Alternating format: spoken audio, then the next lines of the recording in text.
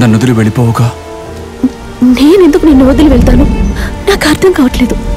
మా అమ్మ నాకెంత నచ్చి చెప్పినా నేను దొంగతనం మానలేకపోయాను. ఆవిడ అడ్వైస్ని లెక్క చేయకుండా దొంగతనం చేశాను. దానివల్ల చివరికి మా అమ్మనే కోల్పోయాను. ఇప్పుడు ఏ సంబంధం లేని నువ్వు నాకు హెల్ప్ చేస్తున్నావు. నా మీద నాకే నమ్మకం లేదు. ఈ దొంగతనం చేసే అలవాటుని మానలేకపోతున్నాను.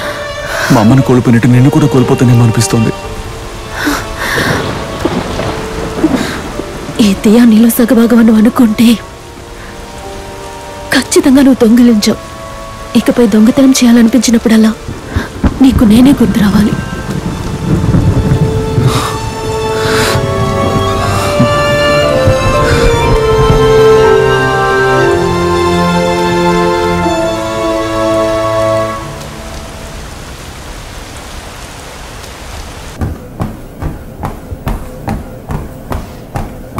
Sir good morning sir. నిన్న దియా నెంబర్ ట్రాక్ చేసిన దాంట్లో స్పై గురించి ఇన్ఫర్మేషన్ దొరికింది సార్.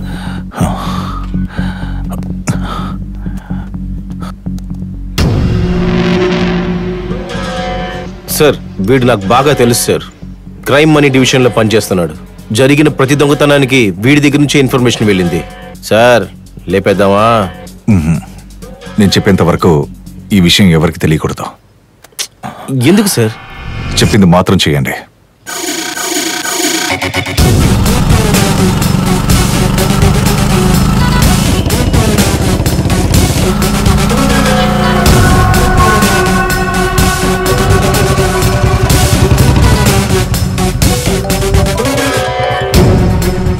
హలో చెప్పండి. నమస్తే సార్. నిన్న రాత్రి బ్యాంక్ సెక్యూరిటీ ఇచ్చిన రెఫరెన్స్ ని బేస్ చేసుకుని అక్విస్ట్ ఫేస్ ని స్కెచ్ వేశాం సార్. అవన్నిటిని మీకు వాట్సాప్ లో ఫార్వర్డ్ చేశాను సార్. కాస్త చూడండి సార్. సరే చూస్తాను.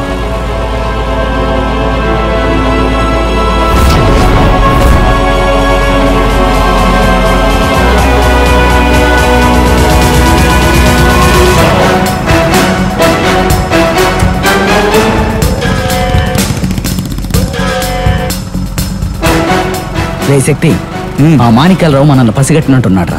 ఏమంటున్నావురా? వెనక్కి తిరగకుండా అలాగే చూస్తూ ఉండు. వాడు మనల్ని బైక్ లో ఫాలో అవుతూ ఉన్నాడు. దయచేసి నేను చెప్పినట్టు చెయ్యి. నేను నిన్ను మార్కెట్ దగ్గర దింపేస్తాను. నువ్వు గుంపులో గోవిందలాగా ఎస్కేప్ అయిపో, సరేనా? నేను చెప్పిన దాకా రూమ్ కి రాకు. రే, నిన్ను ఒంటరిగా వదిలి వెళ్ళమంటావా? నేను అంత దుర్మార్గున్నా? వెళ్ళు. అది కాదురా, నేను వాడి డిపార్ట్మెంట్ నన్నేం చేయలేడు. ఏమైనా పర్వాలేదు, చూసుకుందాం. వెళ్ళు. లెఫ్ట్ తీసుకో. లెఫ్ట్కి వెళ్ళు. ఇటు తిరుగు, త్వరగా వెళ్ళు.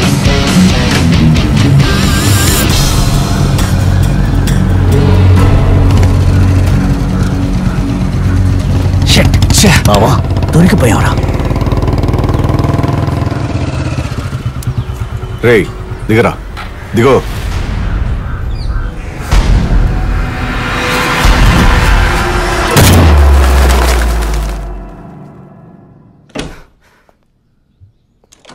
దియా, బయటకు పోరా. ఏమైంది? బయటకు పో. ఏమైంది? పొమ్మని చెప్తున్నాను కదా. ఎందుకు పిచ్చితేలా ప్రవర్తిస్తున్నావు? అవునరా, నిన్నొక మనిషిలా మార్చాలనుకున్నాను కదా. నేను పిచ్చిదాన్ని. నన్ను వదిలే శక్తి,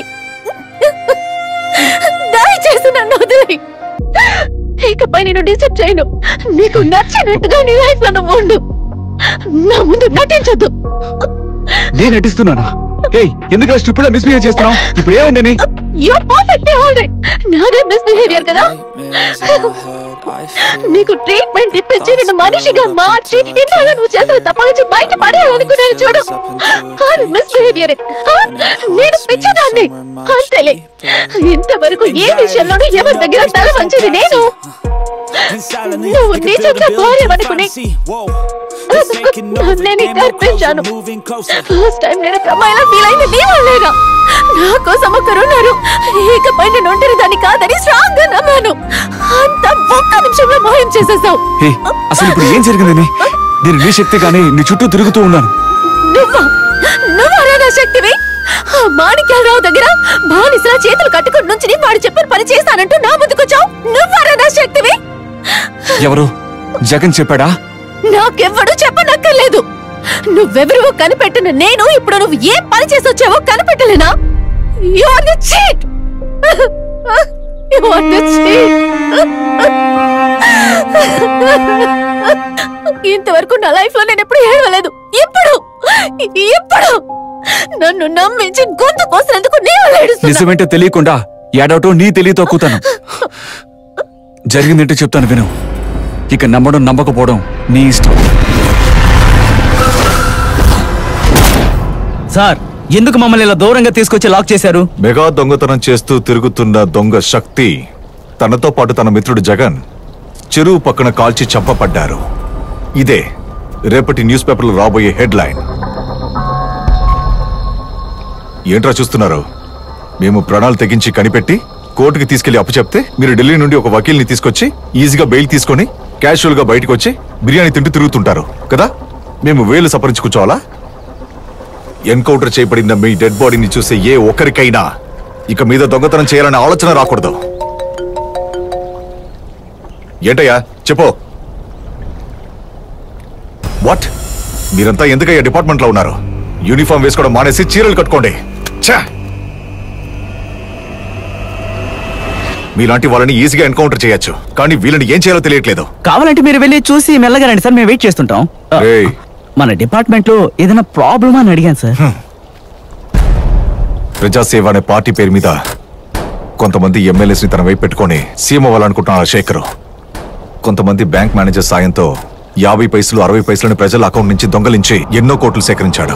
ఆ డబ్బుని షేర్ మార్కెట్ లో ఇన్వెస్ట్ చేసి దాంతో వచ్చే లాభంతో తన బినామీ పేరు మీద ఉన్న బియర్ ఫ్యాక్టరీ టీవీ ఛానల్లో ఇన్వెస్ట్ చేసి ఇప్పుడు ఎన్నో వేల కోట్లు సేకరించాడు. ఇప్పుడు ఆ డబ్బు అన్నిటిని తన సీఎం కావడానికి సహాయపడుతున్న 20 ఎమ్మెల్యేస్కి ఇవ్వడానికి ఎక్కడో ఒక చోట దాచిపెట్టాడు. వాడు సీఎం కాకూడదని అడ్డుకోవడం కాకుండా ఆ డబ్బు ఎలాగైనా కనిపెట్టి ప్రజలకు ఇవ్వాలని నేను ఒక మాస్టర్ ప్లాన్ వేశాను.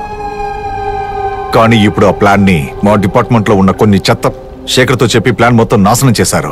నేను నెక్స్ట్ మూవ్కి వెళ్ళలేక నన్ను బ్లాక్ చేశారు. Bloody rascals.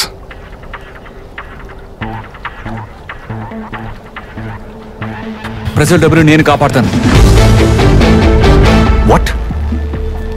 నువ్వు కాపాడతావా?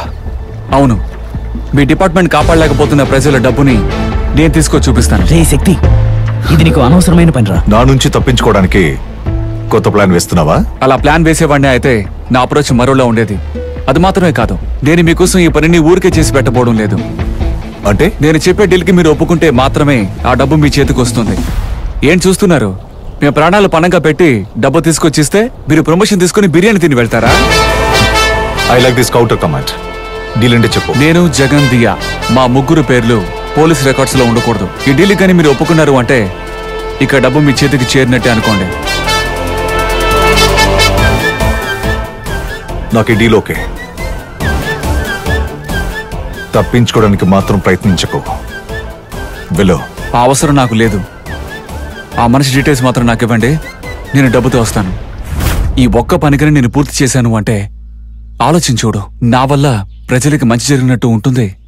నువ్వు అనుకున్నట్టు నా లైఫ్ కూడా పూర్తిగా మారిపోతుంది.